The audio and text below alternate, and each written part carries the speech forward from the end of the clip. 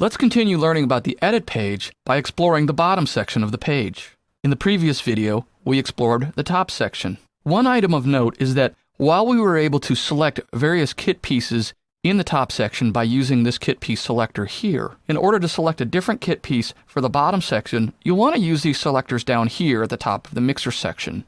You'll see that I can select each one all the way over to Room, Bus, and Master. Now on the far left of this section, you'll notice that some kit pieces have this mic adjustment parameter. For example, the kick drum. By default, the kick drum has a front mic on the outside of the kick, as well as a second mic to pick up the sound of the kick beater. And using this slider, we can adjust. Right now, it's an even blend between the front and the beater mic. If we adjust this one direction, say for example, all the way to the beater side, you can hear you get much more of the percussive sound of the pedal's beater hitting that head. If we adjust it to the right, we get a lot more of the tone of the actual head ringing. And just as we learned in the previous video, you can hold Control in your Windows machine or Command on your Mac, hold that down, click once, and it will return to its default. The snare drum also has this mic adjustment parameter. We can adjust the blend between the top mic and the bottom mic. Right now it's panned a little towards the top mic. If we adjust it all the way to the left to the top mic, we get a different sound. And if we move it all the way over to the bottom, we get a little more sizzle of the snares on the bottom of the snare drum. Now what's unique about the snare in this section is that you have this snare buzz parameter. And this doesn't directly affect what's going on here. It will affect the amount of snare buzz that you hear in other drum mics close by.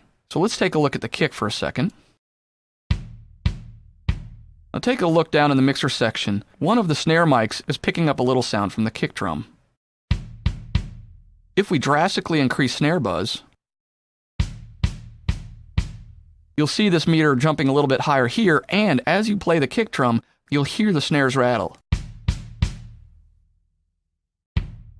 Now you don't hear it at all. Because most of the kit pieces only have one close mic, you'll notice that there aren't adjustments here. However, you can make adjustments to the room mics. And this adjustment is a little different. You can adjust the distance of the room mics. I'm going to go back to kick, and I'll play the kick. Some of what you're hearing here is the pair of room mics. If we adjust the distance further away, you start to hear a little bit of an echo, and that's because the distance of these mics has been increased. When you click and hold your mouse, you'll notice that you get a measurement in terms of feet or meters, how far the mics are away. Decreasing this means the room mics will pick up more drums and less room for a tighter sound. Now let's explore the inserts available on various kit pieces. First you have noise. Think of this noise parameter of something that might be added after the microphone, like a preamp. So in this case, we have tube noise. I've enabled it. If I turn it way up, hear that little sizzle? That emulates the noise that could be caused by an old mic preamp for that sort of lo-fi retro feel.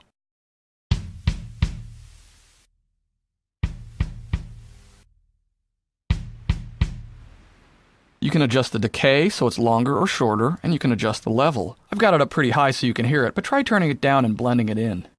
And if you don't want noise at all, of course just turn it off. Next we have the compressor and distortion channel. Now while these are bundled together, each of them can be turned on or off independently. The compressor is just what you'd expect. You have a ratio, threshold, attack, and release. Right now it's pretty light compression, but play around with this and see what you can get out of it. Sometimes a heavily compressed kick drum is pretty cool. If I lower this, maybe shorten my attack. This is a great way to shape the sound of the kick drum by reducing the dynamic range between the impact of the beater and the ringing of the drum heads.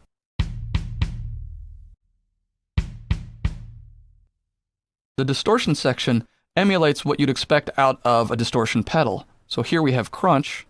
If I turn up the amount a bit, you can get sort of a grungier sound.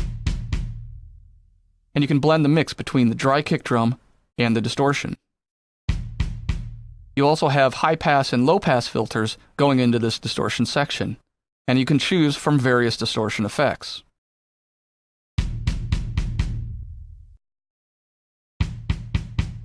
So if you want a heavy, sort of grungier sound, play with this. Next we have the EQ section. This is a 4-band parametric EQ. We can see that this kick already has some EQ applied. And you can grab any of these handles to adjust EQ. If you prefer, you can click and drag these parameters down here. When doing this, you can click on frequency, gain, or Q, that's the width of the band. And you can do this for each parameter. To the right of EQ, you have tape and shape. While it defaults to on, each individual piece of this starts at off. First you have the tape effect, and this emulates the effect of analog tape and how it behaves when recording audio, especially at higher gain. So if I turn up the drive here,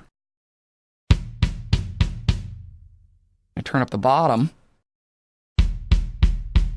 you can really fatten up your drums with that sort of analog sound. The shape parameter will affect how transients affect this section. With it at neutral, sounds pretty good, but if I shorten the attack, all of a sudden this responds by actively reducing gain on the initial transient of the kick. I've found that this saturation section works best when using the tape simulator. So if I turn this threshold parameter way down, with tape emulation on, see this little light shows it's saturating, can help to give the kick drum a little bit of a grittier sound. One thing you'll notice is that the tape and shape and the compressor section have these little left-right toggle buttons. And this is kind of a neat feature because what you can do is swap the order they're in. So if I toggle this left or right, I'm going to get another compression and distortion channel. I could use those together. Or if I toggle this, now I have tape and shape before compression and distortion. Sometimes changing the order of these two can affect the resulting sound. Now you have this insert section master on-off. Just by clicking it, I can turn inserts off or on for this kit piece. Now another really cool effect you can achieve by using this lower insert section is to use bus sends. If I select the bus, you'll see that it has its own set of inserts. But you'll also notice that it has its own bus send section here. These bus send volumes will disappear when I select a different kit piece. So if I want to keep my kit pieces clean, but I do want to layer some compression or distortion, or maybe some tape and shape, I could do this on the bus without doing it on individual kit pieces. So you can see here this Fairfax kit is already set up with some heavy compression on the bus. And I can adjust how much each individual kit piece is sending to this bus just by clicking and dragging. Now if I were to add crunch, turn it way up,